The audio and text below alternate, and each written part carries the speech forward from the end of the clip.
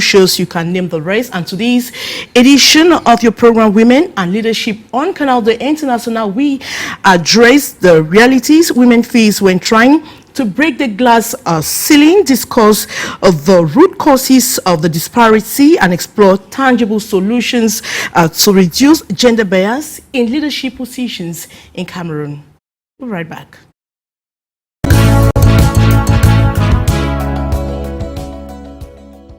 And gender bias in leadership position, including parliament, senate, military, divisional office, senior divisional office, and other key government corporate positions remains a significant issue in Cameroon. Although data can be scarce, available statistics paints a clear picture of gender inequality across various sectors or positions in Cameroon. As in many other countries, the underrepresentation of women in high-ranking ministerial positions, such as a Ministry of Defense, you have finance, economy, justice, is primarily influenced by a combination of cultural, social, political, and structural barriers that limit women's access to such key factors that contribute to this issue. If you have missed our past editions, you can go to our YouTube page, you type Canal International, you type Women and Leadership, you type that thematic of the day, and you can watch all our past editions. We'll be right back, just after the jingle.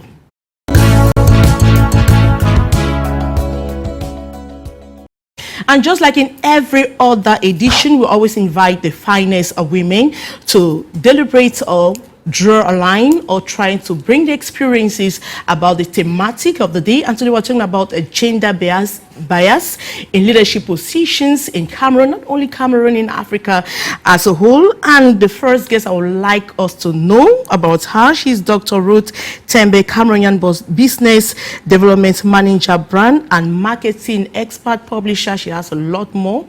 How are you doing, Ruth? Dr. Ruth? Thank you so much for having me, Maureen. So tell us more about you and the latest projects you're on. Well, right now I'm focusing on attracting foreign direct investment into Africa from Asian markets and Asian investors. That's a project I am on right now. We're working also on a women empowerment scheme that we're going to launch in a couple of weeks.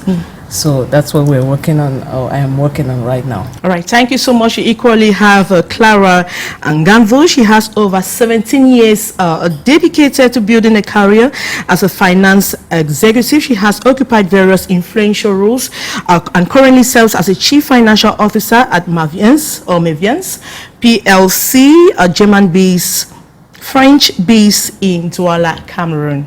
Hope you're doing fine. I'm fine, thank you for All right, can we know more about CLARA? 17 years of dedicated to building careers as j'aimerais savoir, do they believe in you because you're a woman, or you were put there because someone knows you and had to push you up there? Or is it because of your competence? I think it's fully because of my competence. It's not been very easy, but of course, if you can show clearly that you know what you're about, then you are accepted fully. But that's a sector that a lot of women are not into. We talk about finance here. Yeah. Seriously, there's this myth that finance is for men, but actually it can be done by anybody. And most recently, we are beginning to get a lot of women into finance. I remember when I joined maviance as the CFO. I was having a discussion with my boss, and he just said it. We were in a good place. I was telling the other people just a few minutes ago, and he just said it, that he was not expecting a woman to be his CFO. And I was like, what were you expecting a woman to be? And he said, marketing director. And I'm like, are you serious? So there are certain positions that were not for women in the company. You can see we went above that. Oh, you can see clearly that unconsciously, people tie certain leadership positions with certain genders. Okay, we'll talk about that. We equally have YEFON KATHLEEN, Massage Field Development and Engagement Manager at SLB, right? Now, how do you do? I'm fine, It's been a while. It has. Program. Yes. Now, tell us more about you and what you've done on recent, maybe to build not only your capacity as a woman, but other women around you. Hasn't been easy. It hasn't. So I am an engineer. So generally many people are not engineers, but more and more people are joining STEM, that's science, technology, engineering, and math. And for me, I just breed STEM, right? I feel that anybody can break tools, anybody can be a mechanic, anybody can be a carpenter. It starts from there, right? And we have to start exposing girls to be to aspire to these things. And that's another area where you have few women there into, and a lot of our young girls, they are not encouraged to get in the field of science, or when they actually engage in it, they are lost at a certain level. You don't find them there.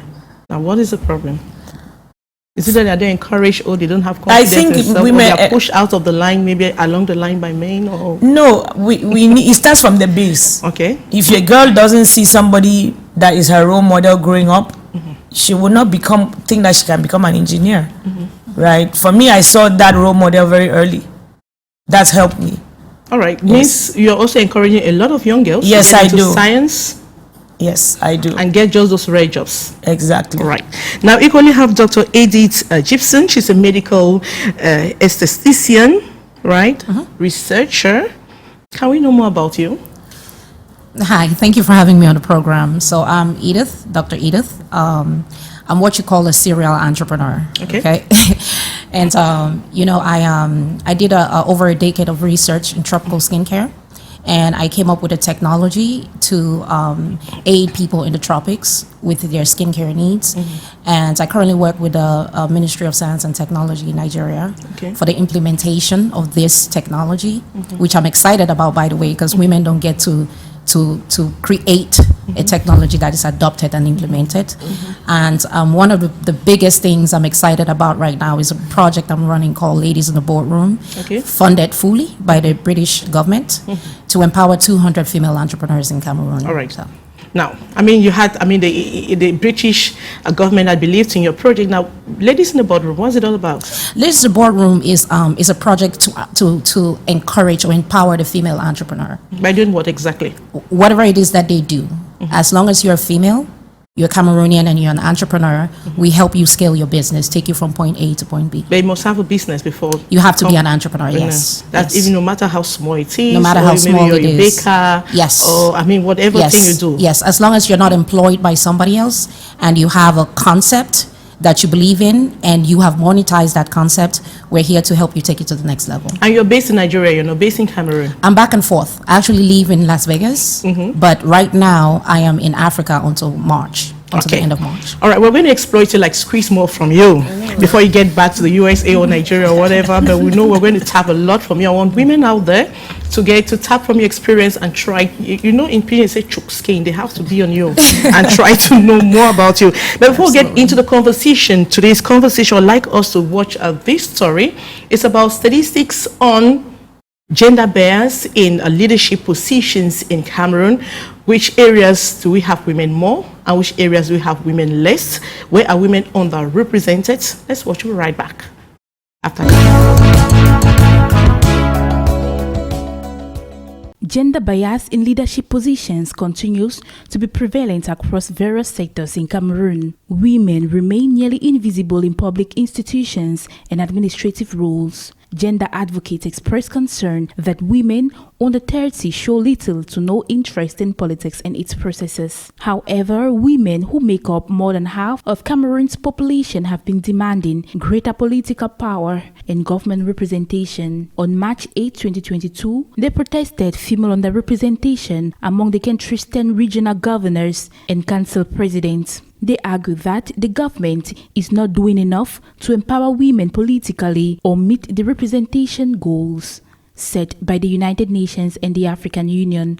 Currently, all 4 ministers of state are men, and out of 36 ministers, only 6 are women. All 10 regional governors are men, and amongst 58 divisional officers, there are just 2 women. Petula Eziga, founder of Lib Girl Africa, highlights the negative effect of this exclusion, noting that the Cameroonian government fails to respect the universal quota of 30% and the African Union's goal of 50-50 representation.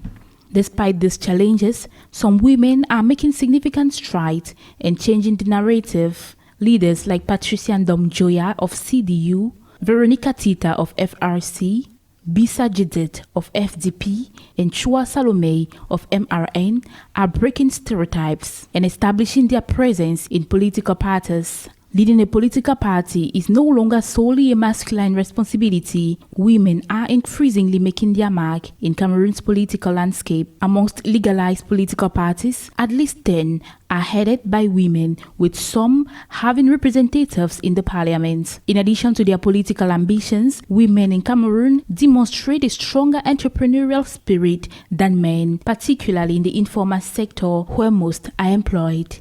Nearly 7 out of 10 women, that is 68.3%, work independently compared to 48.2% of men, according to a report from the National Institute of Statistics. However, the report also highlights that many women are employed in low qualification sectors, primarily due to the gap between their education and the job market demands. Studies by the World Bank and government data reveal that women lead 23% of manufacturing SMEs, despite representing 51% of the population. Overall, women initiate 38% of businesses in Cameroon, with a significant presence in micro enterprises, that is 39%, but less representation in larger enterprises, 14%. Women occupy 43% of leadership positions, predominantly in micro enterprises, 44%, compared to only 18% in larger companies. Despite the challenges including low participation in politics and obstacles in entrepreneurship, the resilience and entrepreneurial spirit of Cameroonian women signal a growing movement towards equality and empowerment. Welcome back. I'm sure you watched the report, and the report is about statistics on gender bias in leadership positions in Cameroon. And in Cameroon, I want to talk about certain ministries like Ministry of Defense, Ministry of Finance, Ministry of Economy. They remain male-dominated. Let me put it that way. No woman or women currently holding the post of Minister of Defense or Finance. The Ministry of Justice is similarly led only by men. It is rare to find a woman appointed to top positions such as Attorney General or Chief of Justice. Now, why? Clara. So, like I said earlier, there is this deeply rooted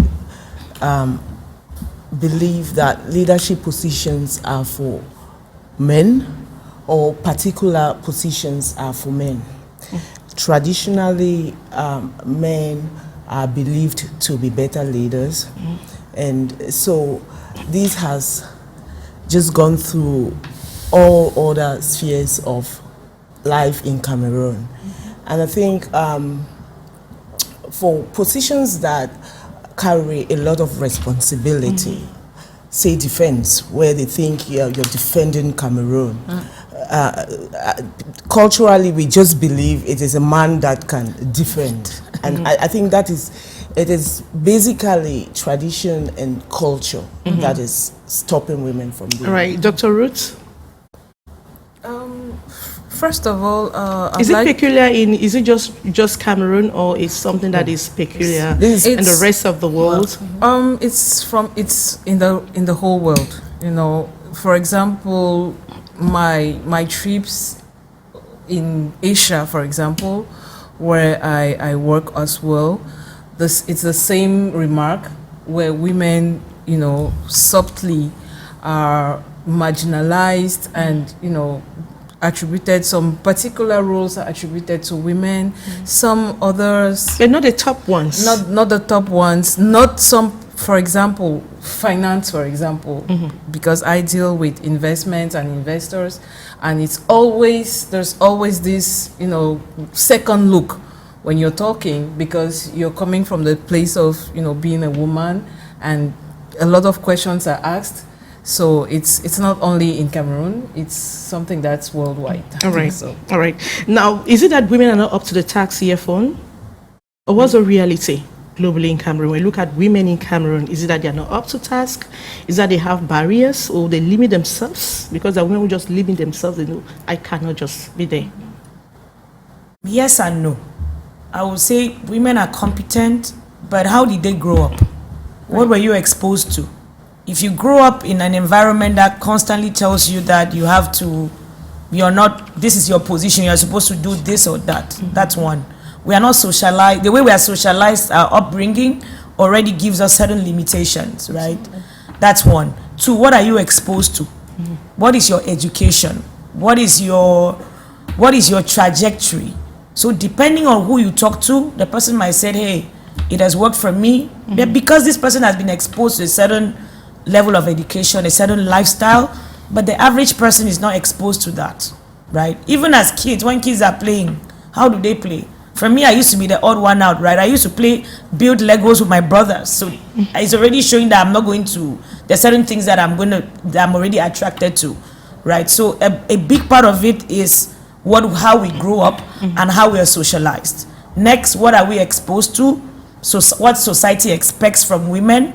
Trust me, women are extremely competent. Especially in this country, you meet brilliant young girls. Then now, why are they underrepresented? Again, as you move up, challenges increase. Remember, women have families, right? The burden, I don't want to call it burden, but it rests on women. So some people, consciously or not, get slowed down. I don't want to say slowed down, but it's unconscious, right? At some point, you said, like, we'll step back, and then at least, but a few years may have passed, right? The environment where you are, you're already told you cannot do this job, or this job, without saying it, it's already saying, hey, this job is for women. It's not for women, right? So it's a combination of things. All right, Dr. Edith, should women, or should this underrepresentation be blamed on women solely? Are they responsible for their fate? I don't agree. Not totally, no.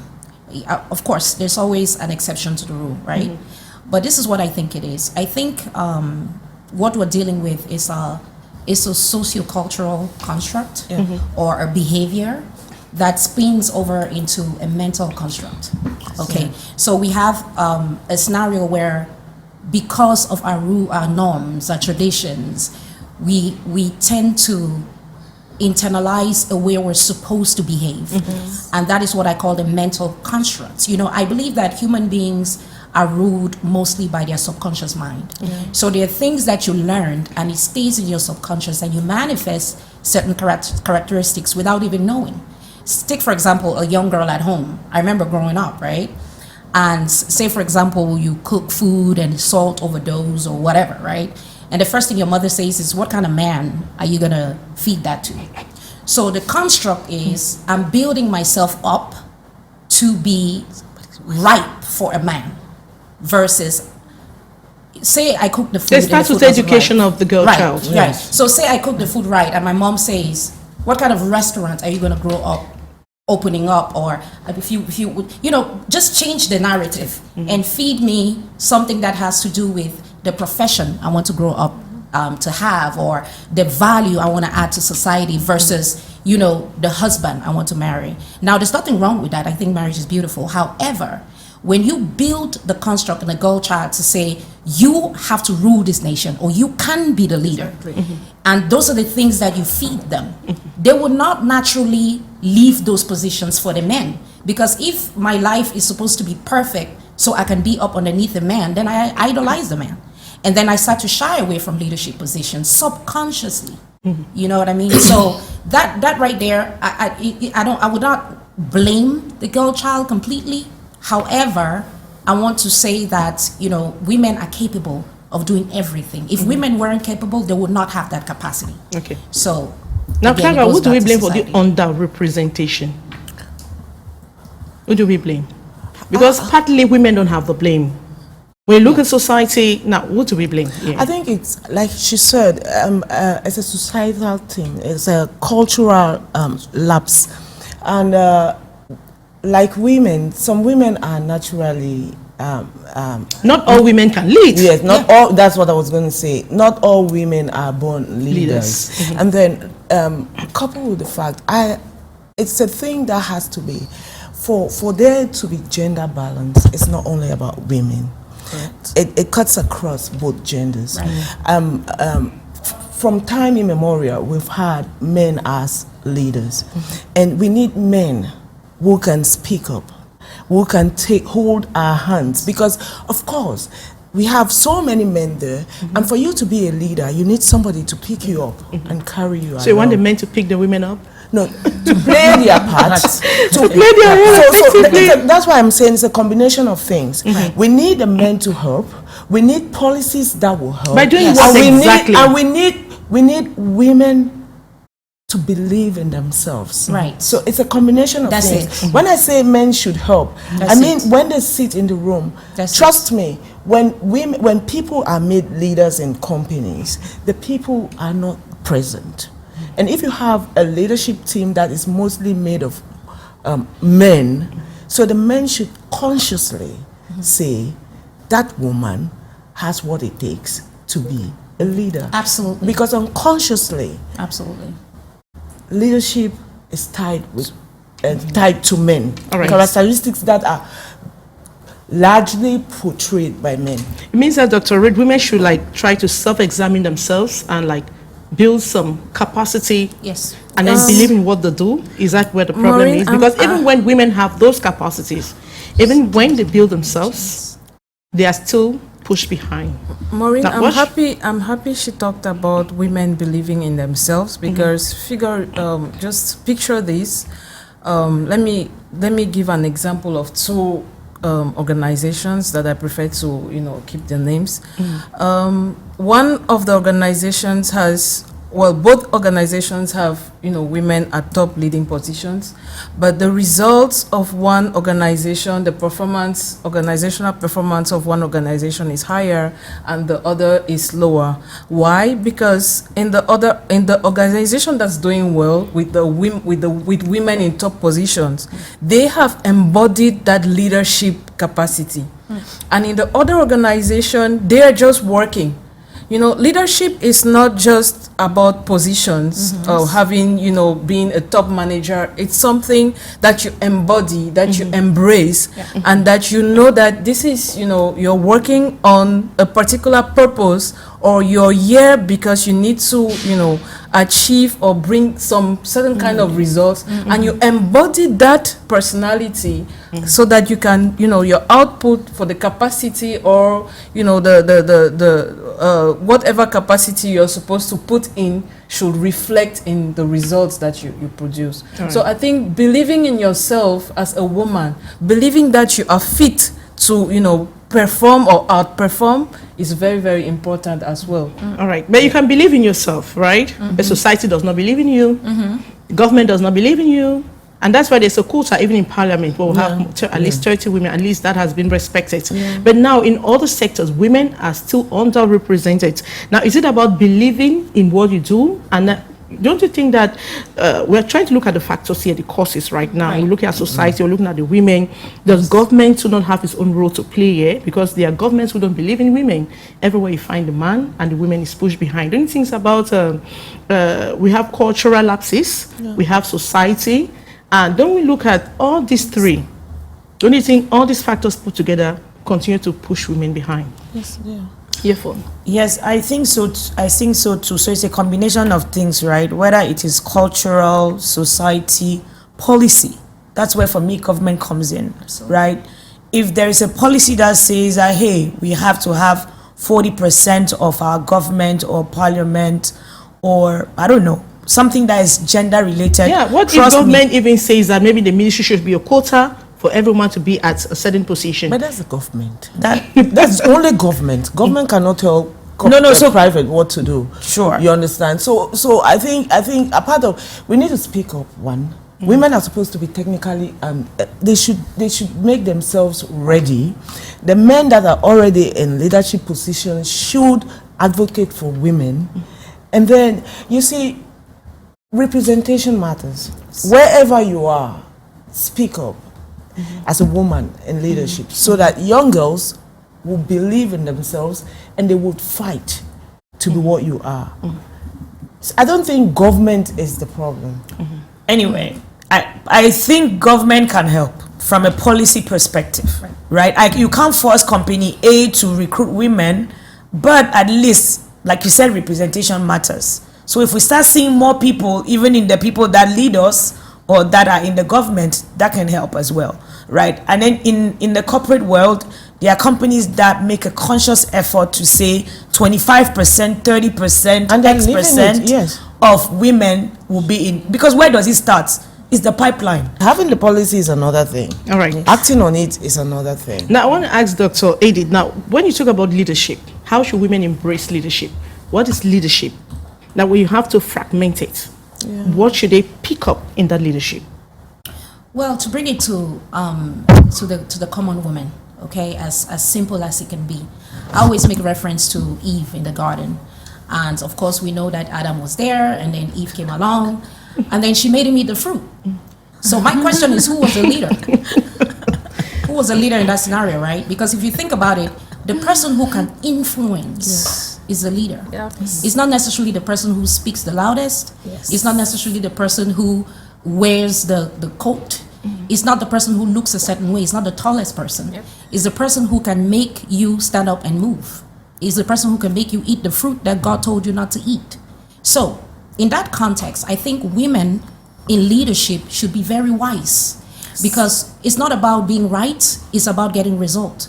You know, in my experience, what I've done it personally, I can only speak from my experience, right? Of course. And from that perspective, I can tell you, in my profession as a medical aesthetician, when I first of all, I introduced medical aesthetics to Cameroon. There was nothing like that before I came here. So when I came and I worked with the Ministry of Employment, and of course, you go through the whole shenanigans where they're looking at you, you're a woman. What they want is what they want from you. And I needed to go through the difficult routes to say, I'm going to prove that this is needed in this country. And it took me 7 years to get the attention of the Ministry of Health. When I finally got the attention, I had done so much work that I could not be ignored.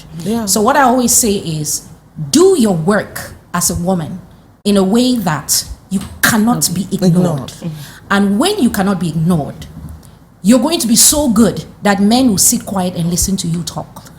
And when they listen to you talk, they're going to use you as solution. Proven point, Nigeria. How did I get there? I created a technology that does not exist. So when I go to the government and I present my technology, they want it. As we speak, they're putting in place a national policy to mandate for the whole country to learn tropical skincare and to not work as a medical esthetician without a license. Why? Because a woman put in the work and came up with something that their country does not have. So at the end of the day, after all this is said and done, leadership is about being the best and being able to influence. But just also say that you faced a lot of obstacles, right? I want you to tell us your journey very briefly. The obstacles until I don't know how I can be brief about the journey. I really don't know how I can be brief about the journey. Because but I want to start with you. Tell us a little bit, because we want to find out how you reached the summit, because people think that you just wake up and you're a leader. There's a lot of work to do. No. The beautiful thing about it is, when you get to that position of leadership, you're so broken that you don't even want to be seen. It's not even about you anymore. You've been through so much to where it's not even about the accolades. You don't care. You just want results, you know. So people desire the hat. People desire the attention. But if you really are going to be authentic in the path, by the time you get there, you're broken. And it's not a bad thing. It's just you are now able to fit in the shoes of every single person, so you're empathetic. I had an inner ambition pushing you inside. Right. You had role models, you had people you're looking up to, you had people pushing you from behind. Of course, my father is an entrepreneur. My father is over 50 years doing what he does for himself. So I think some of that came from that foundation. And I've always been someone who does not see walls. I go for what it is that I want to do. And, you know, as much as, you know, they gave me a lot of heat just being a woman and dealing with people wanting to, you know, take advantage of you. People don't even believe that you're as smart as you are, or you're as educated as you are, even though you have the proof. But, you know, you go through all of those things, and what keeps you going is just, you know, the vision. My dad told me something when I was doing my ordinary levels. I wanted to skip one class, and he told me, just imagine what happens when you actually pass and put yourself there. So I always lived in the there and then. I'm really not in the here and now. Okay. Yeah. Okay, Clara, can we get your story? I mean, we want to get your experience in terms of leadership. I mean, I know you had to face some obstacles, but you didn't let go. Definitely. I mean, everybody faces obstacles on their way to leadership. It's not a gender. Because there are others who abandon. It's not a gender thing. So that's where belief is necessary. If you know, and what she just said is very critical. For you to succeed, you should see the end and start working towards it.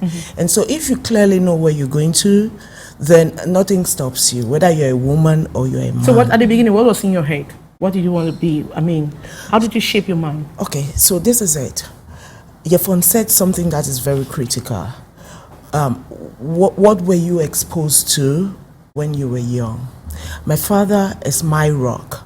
As we sit here, he thinks I have not even done anything yet. When I get into the house and when Ngozi is on the trade, the WTO woman, then he will turn and ask me, why do you think you cannot be her?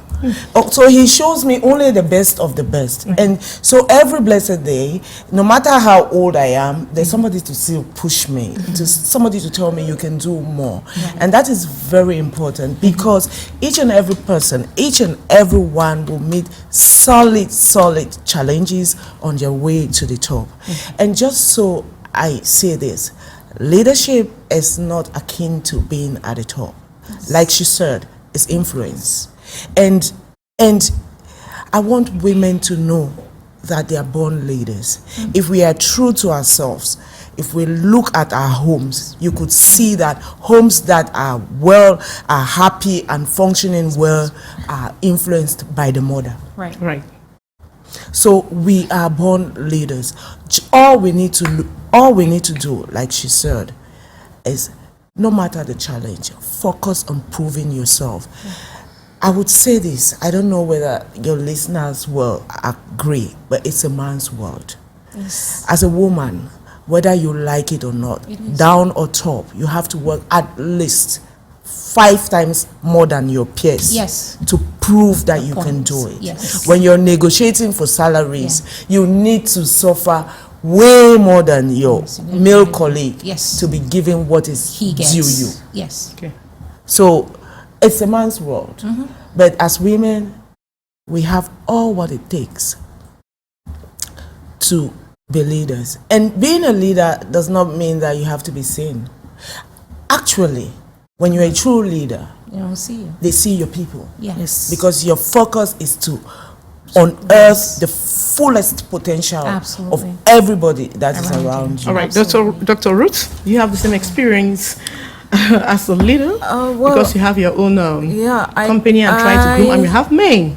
I know it was not an easy journey as well. Not at all. I come from the school, that says that there is no limitation, there is no barrier, and actually everybody fails, but it is what you do with your failure that matters. As a leader, your failure is supposed to be a stepping stone towards your next level. I've failed more than 100 times, but I've always used my failures as stepping stones to the next level. That's why I came from just maybe a publisher to an investment. You didn't just want to be an ordinary woman. No. Why do you want to be different from the others? because you're born also.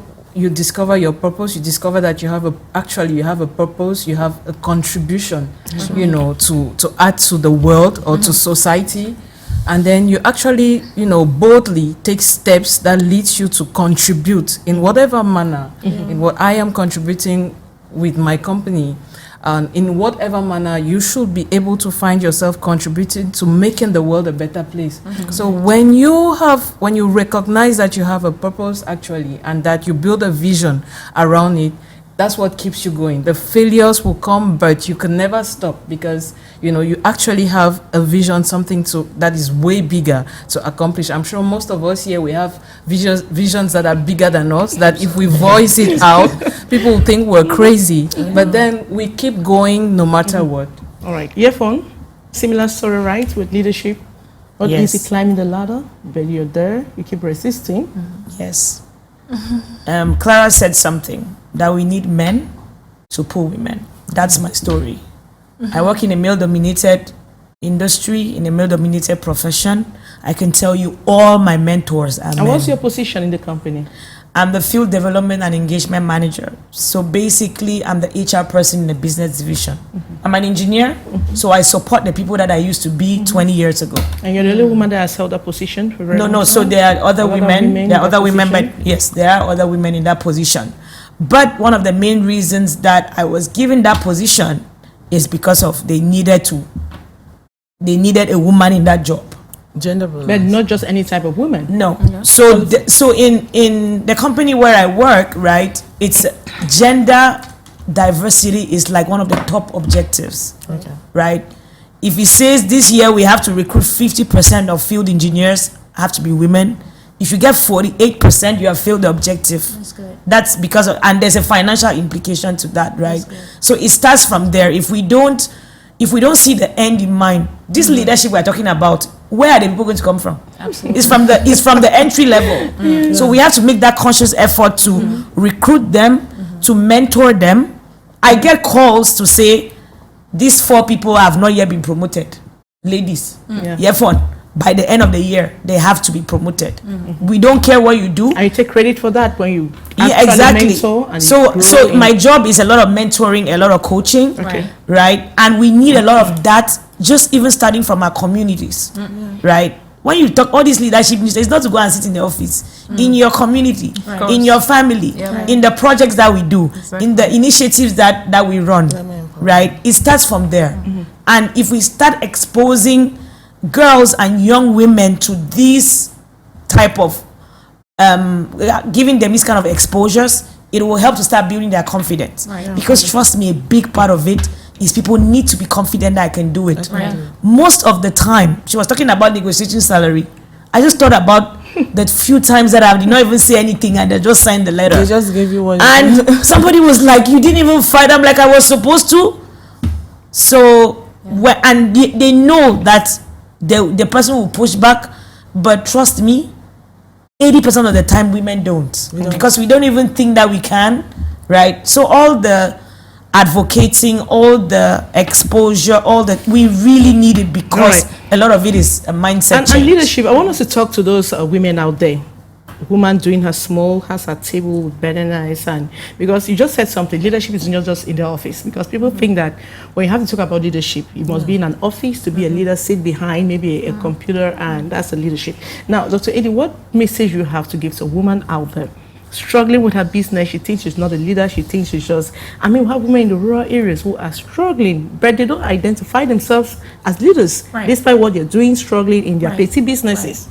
So what I would say to these women is, listen, we are all in an ecosystem, okay? And an ecosystem means that if one part is missing, everything fails. Meaning that where you are right now, whether you're selling your little bananas or you're hawking peanuts, you are important. You're part of the ecosystem. Without you, this big CEO is not going to be in place, okay? So the only requirement you have in that ecosystem is to give it your best shot. Okay, because once you do it well at your level, and then the next person does it well at their level, you move from that level to the next person's level, and that's how the ecosystem. And how do you make thrives. her see herself as a leader? Because most often in their brains, in their minds, they are not leaders until they get at the top where you are. Right, and that's what I'm trying to debunk. Like where you are right now. Okay, there's no way you're going to disappear from being in front of your table of bananas to in front of an office right now. It's not going to happen. But if you do your best right now with those bananas, you're going to graduate from bananas to apples and mangoes and oranges. And then you're going to leave from there to the next place. So just do the best you can in that position where you are. Give it your best shot. You know, lead there. Be the best banana hawker that there is. And you're going to grow from that position to the next position. And that's just how it works. You are a leader there. All right. Now, I just want to ask this question to Clara. Now, from your experience, observation, what sectors or industries have the most gender imbalances when it comes to leadership in Cameroon? Politics, technology, finance. I think that's the three I can. And why don't we have a Minister of Defense? We have never had a female governor. We've never had a Minister of Justice, a woman. Why are those areas no-go areas for women in Cameroon? Why can women not toe the line? Because traditionally in Cameroon, those areas, the skill sets needed for those areas are aligned to men.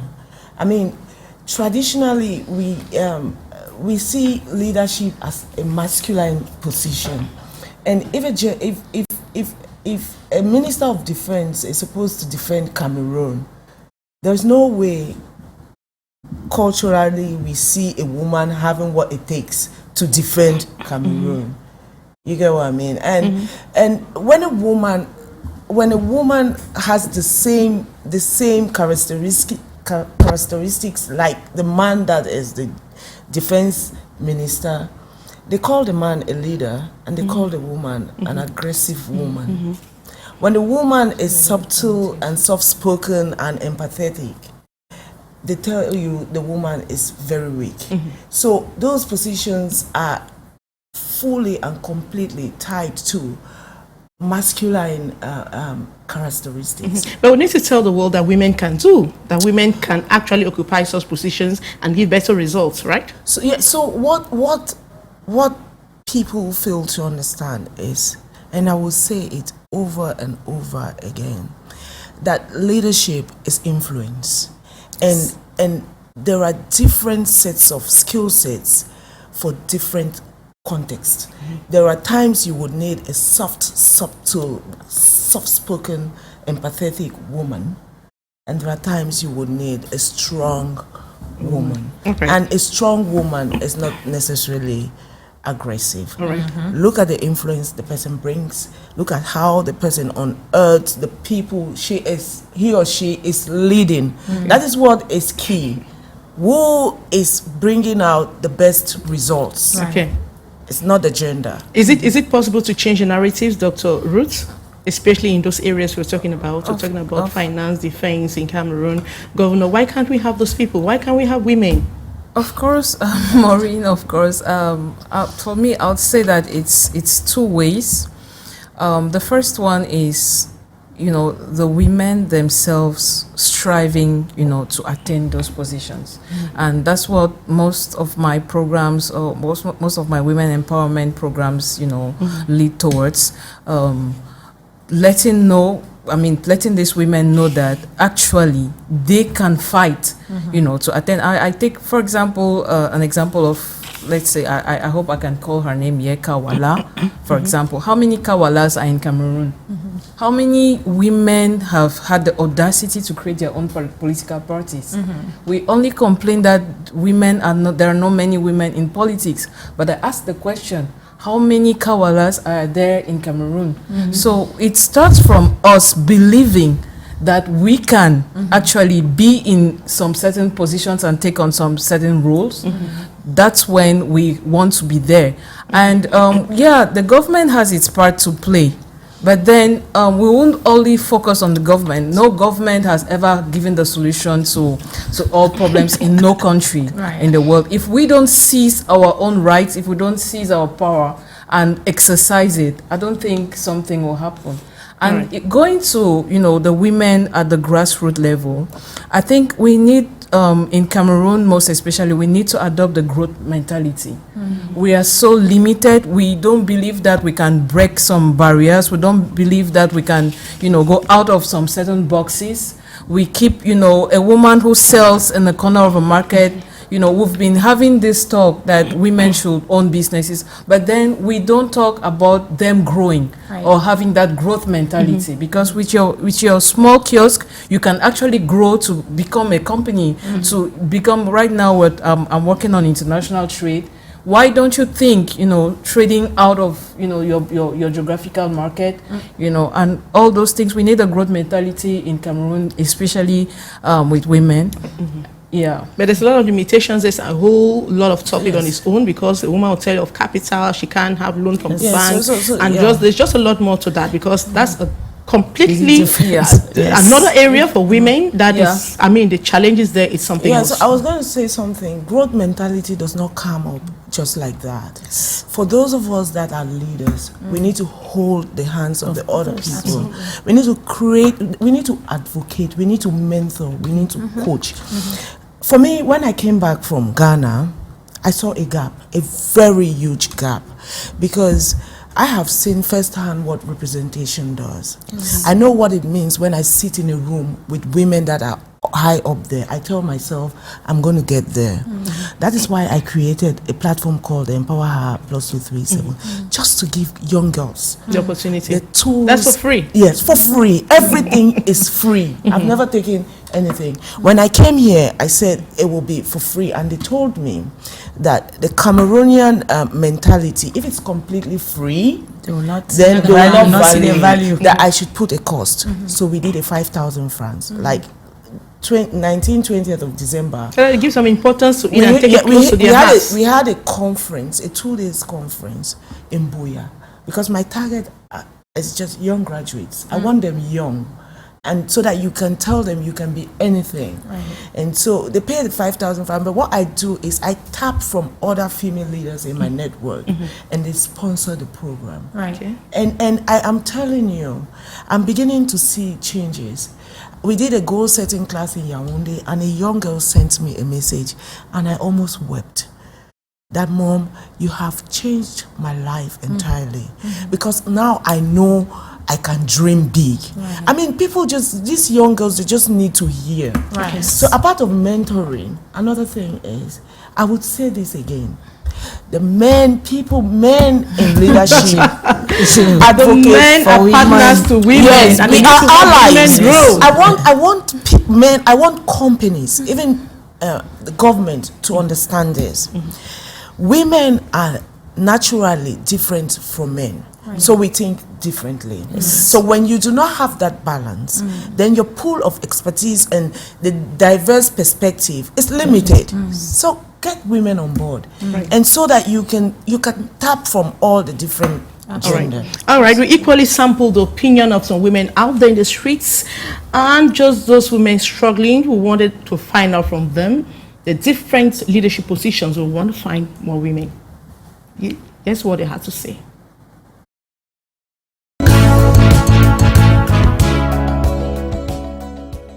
Les femmes peuvent être même ministres, même le président, pourquoi ne pas? Parce que si une femme se met là-bas dans le président, il ne peut pas laisser les femmes souffrir comme nous on souffre là. C'est une femme qui a construit le marché comme ça. Donc la femme peut gouverner le pays. If position in any leadership, a woman can be there, can participate to do it. Inside the government. Je vois les femmes comme sous-préfets. Oui, comme sous-préfets qui peuvent gouverner le marché, mettre l'ordre. Even if a woman can become a president, I will be very happy. Because I like when a woman succeeds. Être le président. Aussi, les femmes peuvent aussi juger aussi les hommes. Même le poste de la présidence, même la femme peut occuper à nos jours ici au Cameroun. Parce que la femme aujourd'hui, comprenez non, donc je ne sais pas, dans un foyer, c'est la femme qui fait beaucoup de choses. Donc il n'y a plus de question de dire que la femme est petite, la femme est ceci. Donc la femme est capable de faire tout dans ce pays. Elle peut être présidente, donc elle peut être tout. J'aimerais voir peut-être d'autres femmes comme moi prendre la place peut-être de mère. Tout d'abord parce qu'elle est une femme, elle sait comment gérer la ville, comment gérer ses citoyens, comment mettre aussi la propreté parce que la femme va mettre la propreté partout. Je suis intéressée d'être leader quelque part en tant que femme, mais il y a les niveaux où je dis non, parce que malgré qu'on dit que la femme est égale à l'homme, non, c'est le parler, la femme n'est pas égale à l'homme, c'est le parler, c'est le français qui a dit. Mais naturellement, la femme n'est pas égale à l'homme. Donc même si une femme est n'importe comment, elle ne peut pas avoir ce que l'homme a. C'est quand tu as étudié beaucoup que tu vas trouver un poste. Si tu n'as pas étudié beaucoup, tu veux que tu attends quoi à quel poste. Je sais que quand tu as le niveau d'études et que ça arrive qu'il y a une chance, on peut te recruter dans un bureau. Mais tant que tu n'as rien dans la tête, comme moi, je n'ai pas beaucoup appris, j'ai limité au cours moins 2. J'attends à quel poste, je m'attends à quel poste. To reach at that position, at least you need a particular level of education. For me, I'm not really educated up to that level, so for that I know I'm limited. Welcome back. I think we are gradually concluding, but I want to give some statistics, especially at the level of the Senate. We have 30.9% of women at the level of the National Assembly. At least we have grown it at that level, right? Yes, we have. We go to even at the lower house, the upper and lower house, we have women who are very much represented. At the level of the military, we have no woman generals, a little bit sat there. And out of 38 ministers we don't have up to 10 women who are ministers in the country. And I think I will drop the statistics a year. But now we are looking at concrete steps that can pull women to another level. What concrete steps can be taken for women to grow in leadership in Cameroon? So the first thing is... Anybody can talk. Yeah, the first thing is for companies, like I said, there should be clear stated policies that are acted on. Quotas should be defined. Say if we have 10 management staff, 5 is going to be women or 4. And then you go out there and look for qualified women. You get what I mean? That's the first thing. The second thing is mentoring and coaching. You coach young girls to let them believe in themselves. All right. Yeah. Dr. Ruth, what concrete steps can be taken? Let's take government. Well, policies. you know, to eliminate that gender bias in leadership. That's what I'm calling on government. What do you want government to do? Of course, we need to, write these policies or propose these policies, to government, to the government, to increase the role of women, the role women play, say in politics or in governance or in leadership in Cameroon. And then I think that's what it is. Cameroon is a complex place, but then, at least that's what we need to push for. So, what if there's a decree that every company, whether private or public, must have a quota for women? Policy. Policy. That's top position. It's policy. That's still policy. But it has to be implemented. It has to be acted on. That's the whole. But let it be acted before being implemented. Yes. At least let's start there. Yes. Yes. Yes. Yes. Yes. Ruth? Yes. Yes. Yeah, it still goes down to this policy where we need to implement them.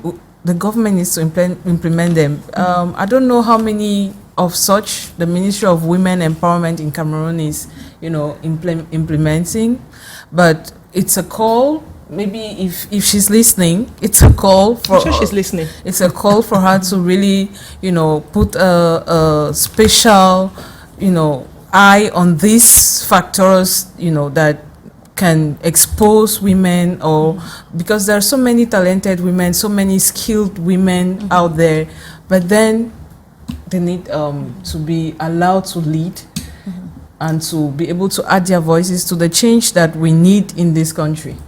Concrete steps. Since we mentioned the Ministry of Women Empowerment, Family, I happen to be a partner to that ministry. Okay. And I know tell us about more. I know about a program they have in place. Yeah. Okay, and it's one of the directors in Yaoundé, Madame Makota.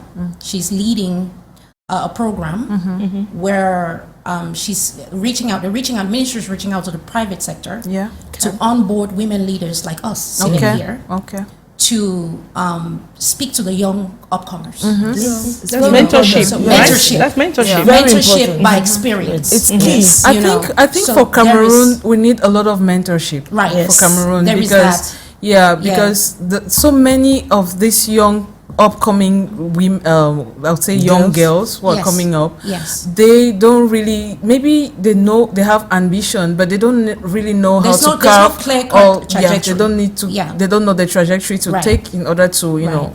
Yeah, so I was talking with her, and I told her there is a misinformation, miscommunication Because imagine women like us sitting here doing so much, like her with her program, you with your program, and you don't know that the ministry has something like this. No, it's a yes. communication. No, I work with the ministry. Right. Oh, No. So she's talking about that. A lot of women don't know the project. I know of the ministry. Yes. They don't You come out.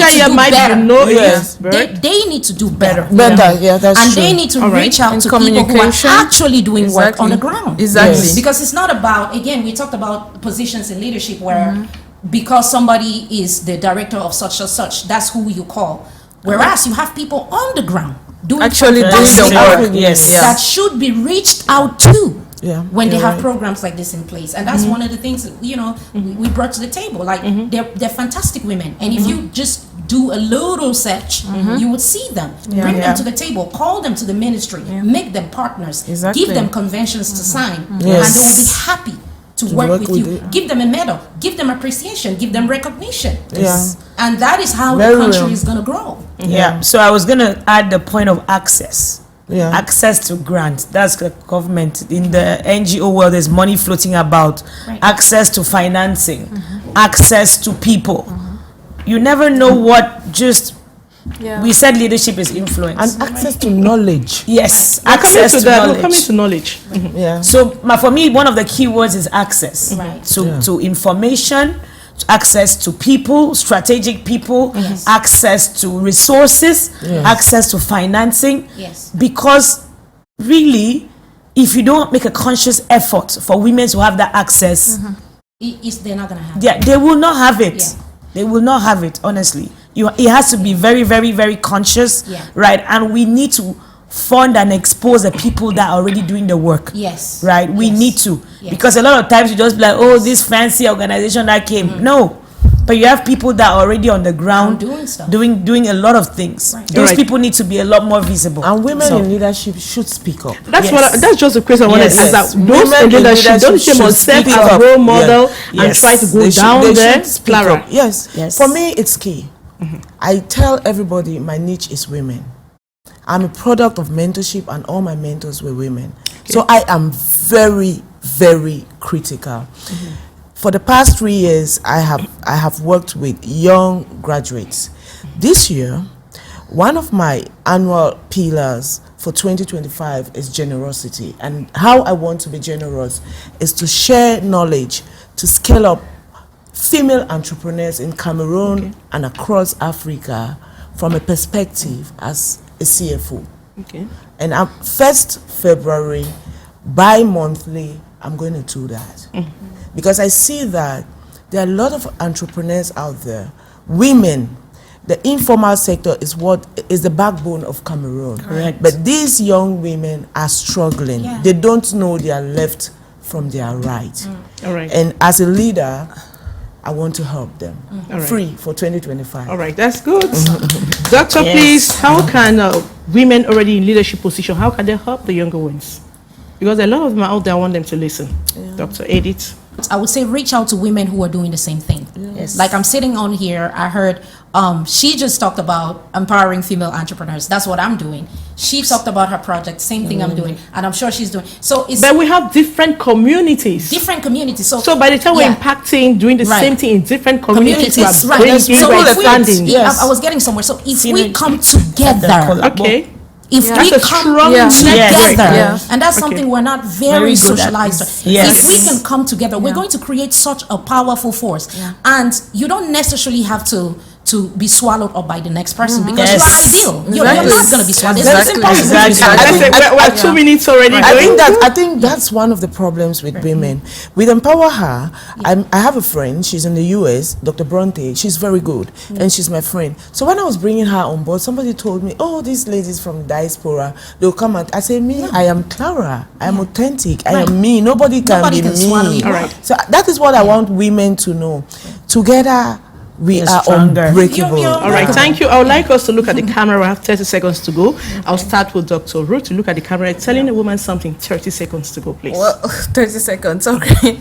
Okay, I think there is something that we're not talking a lot about, and that is self-knowledge and research. One thing Cameroonians, young Cameroonians most especially, don't do is research.